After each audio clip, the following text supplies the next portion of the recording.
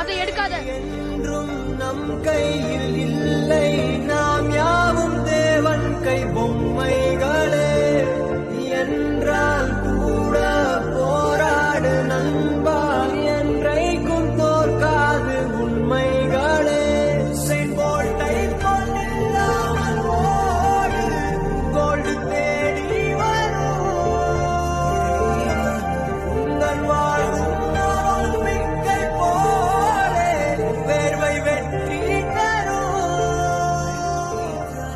நாங்கள் ரிஷியும் வாழ்க்கை என்னதான் அடிச்சு வச்சாலும் அதுல இருந்து எழுந்து வர்றதோ எழுந்து வராததோ நம்ம கையில தான் இருக்கு. எதிர்